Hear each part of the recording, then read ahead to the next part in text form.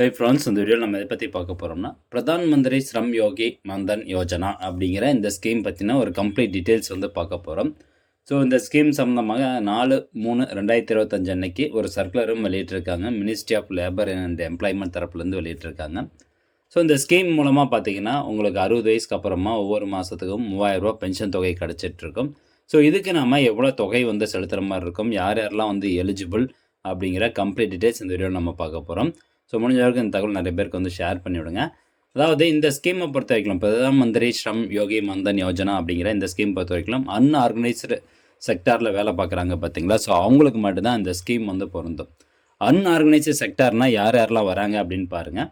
Home based workers, அதாவது வீட்லேயே தொழில் பண்ணுறவங்க, ஸ்ட்ரீட் வெண்டர்ஸு, தெருக்கல்ல கடையை போட்டிருக்கவங்க, mid day meal workers, head loaders, அதாவது தலையில் பாரம் வச்சுட்டு போகிறவங்க, அதே மாதிரி டொமஸ்டிக் ஒர்க்கர்ஸு, துணி துவைக்கிறவங்க, ரிக்ஷா ஓட்டுறவங்க, லேண்ட்லெஸ் லேபரர்ஸ், அதாவது நிலங்கள் இல்லாமல் லேபராக வந்து வேலை பார்த்துட்டு இருப்பாங்க, own account workers, agriculture workers, இப்போ பாருங்கள் அக்ரிகல்ச்சரல் ஒர்க்கர்ஸும் வரும். அதே மாதிரி கன்ஸ்ட்ரக்ஷன் ஒர்க்கர்ஸு, பிடி ஒர்க்கர்ஸு, லெதர் ஒர்க்கர்ஸு, செருப்பு தொழில் செய்கிறவங்க, ஆடியோ விஷுவல் ஒர்க்கர்ஸு.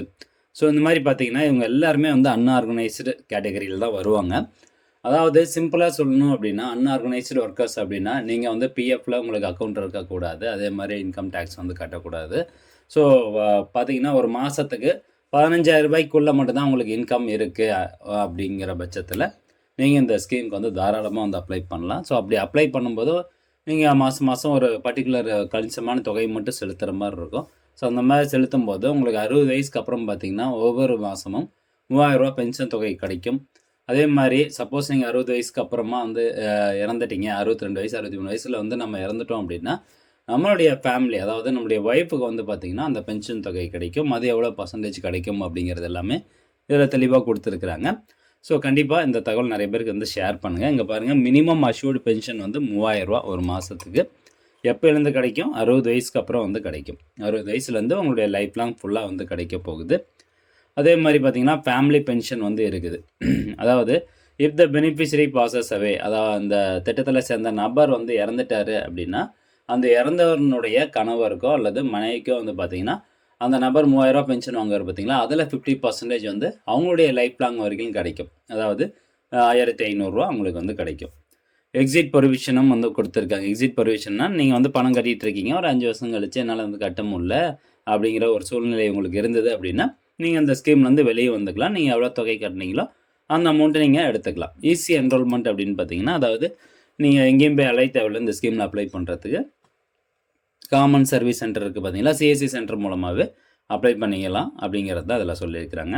அதே மாதிரி ஏஜ் ரெக்யர்மெண்ட் பார்த்திங்கன்னா, நீங்கள் அப்ளை பண்ண போகிறீங்க அப்படின்னா உங்களுடைய ஏஜ் குறைந்தபட்சம் 18, அதிகபட்சம் 40 வயசுக்குள்ளே வந்து இருக்கணும் அப்படின்னு சொல்கிறாங்க. இன்கம் லிமிட்டை பொறுத்த வரைக்கும் ஒரு மாதத்துக்கு உங்களுக்கு 15,000 ரூபாய்க்குள்ளே தான் இன்கம் இருக்கணும், வருமானம் இருக்கணும் அப்படிங்கிறத சொல்லியிருக்காங்க.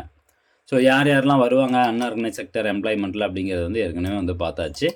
எக்ஸ்க்ளூஷன் க்ரைட்டீரியா வந்து கொடுத்துருக்காங்க பாருங்கள். So not be covered under the EPF, அதாவது பிஎஃப்பில் உங்களுக்கு அக்கௌண்ட் இருக்கக்கூடாது, இஎஸ்ஐயில் உங்களுக்கு அக்கௌண்ட் இருக்கக்கூடாது, அதே மாதிரி நேஷனல் பென்ஷன் ஸ்கீமில் நீங்கள் பணம் போட்டிருக்கக்கூடாது, should not be an income tax payer, அதாவது வருமான வரி செலுத்தக்கூடாது, should not be receiving benefits from any other government pension scheme, வேறு எந்த ஒரு கவர்மெண்ட் பென்ஷன் ஸ்கீமில் இருந்தும் உங்களுக்கு பென்ஷன் தொகை வந்துட்டுருக்கக்கூடாது அப்படிங்கிறது தான். ஸோ மாதத்துக்கு 15,000 ரூபா அப்படிங்கிறது ஒரு கேட்டகரி இருக்குது. 15,000 ரூபா தான் உங்களுக்கு வருமானம் அப்படின்னா கண்டிப்பாக நீங்கள் இன்கம் டேக்ஸ் வந்து செலுத்த தேவையில்லை. ஸோ அதில் வந்து ஒன்றும் பிரச்சனை கிடையாது.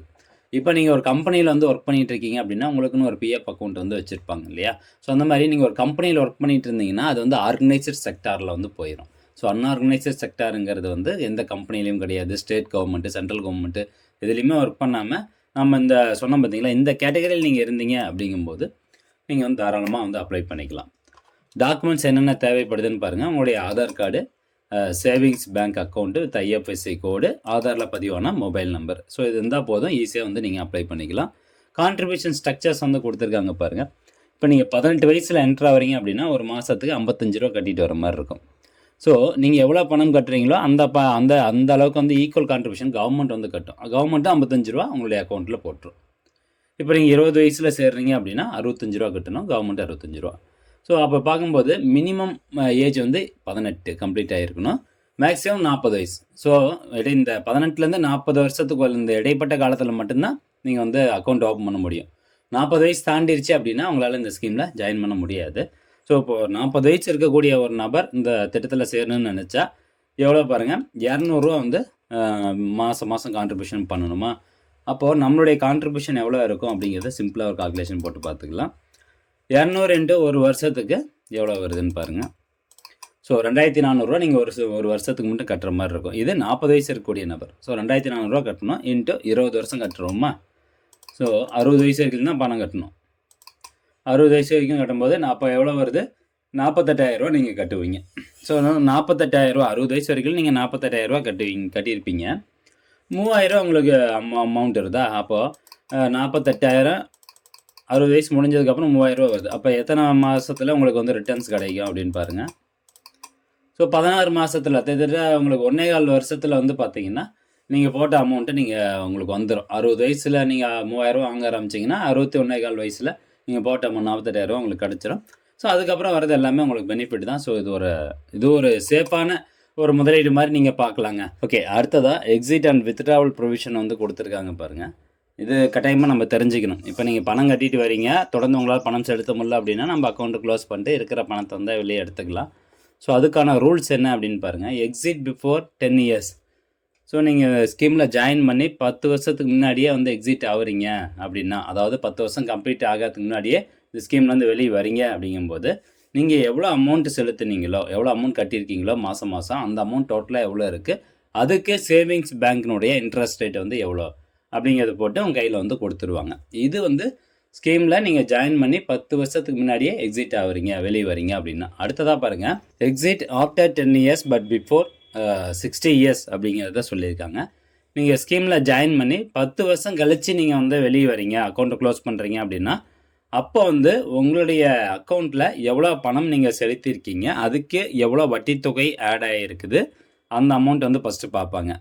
ரெண்டாவதாக நீங்கள் எவ்வளோ அமௌண்ட் கட்டியிருக்கீங்க, அதுக்கு சேவிங்ஸ் பேங்க்னுடைய இன்ட்ரெஸ்ட் ரேட் போட்டால் எவ்வளோ வருது அப்படின்னு பார்ப்பாங்க. ஸோ இந்த 2 அமௌண்ட்டில் எந்த அமௌண்ட் அதிகமாக இருக்கோ அது உங்களுக்கு கொடுத்துருவாங்க. அடுத்ததாக டெத் பிஃபோர் 60 இயர்ஸ். 60 வயசுக்கு முன்னாடியே நீங்கள் வந்து இறந்துட்டீங்க அல்லது எதுனா ஒரு ஆக்சிடென்ட்னால நமக்கு கை கால் வந்து ஏதாவது பிரச்சனை ஆயிடுச்சு அப்படிங்கும்போது the spouse can continue the scheme அப்படின்னு சொல்லியிருக்காங்க. ஸ்பவுஸ்னால் யார்?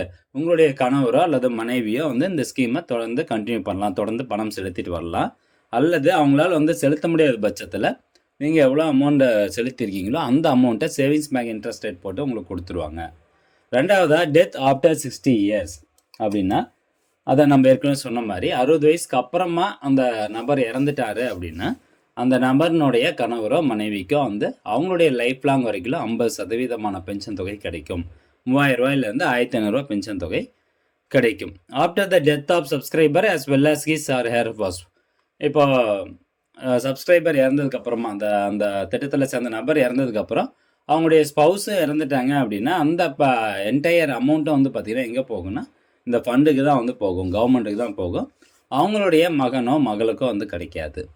ஓகே, ஸோ இதான் வந்து இந்த ஸ்கீமினுடைய பெனிஃபிட்ஸு, இந்த ஸ்கீமினுடைய டீட்டெயில்ஸு. கண்டிப்பாக அந்த திட்டம் ஒரு பயனுள்ள திட்டமாக தான் நம்ம பார்க்கணும். மாதம் ₹200 செலுத்தலாம். அதாவது 40 வயசில் இருக்கவங்க ₹200 செலுத்தணும். அந்த வகையில் ₹48,000 மட்டும் தான் செலுத்தியிருப்பீங்க. ஸோ உங்களுக்கு மாதம் ₹3,000 பென்ஷன் தொகை கிடைக்கும். இந்த ஸ்கீம் கண்டிப்பாக ஒரு யூஸ்ஃபுல்லாக இருக்கும். முடிஞ்சவரை நிறைய பேர் ஷேர் பண்ணி விடுங்க. இந்த வரைக்கும் இந்த ஸ்கீமில் வந்து ஜாயின் பண்ணாமல் இருந்தீங்கன்னா ஜாயின் பண்ணிக்கோங்க. மீண்டும் அடுத்த ஒரு நல்ல பதிவில் சந்திக்கலாம். நன்றி, வணக்கம்.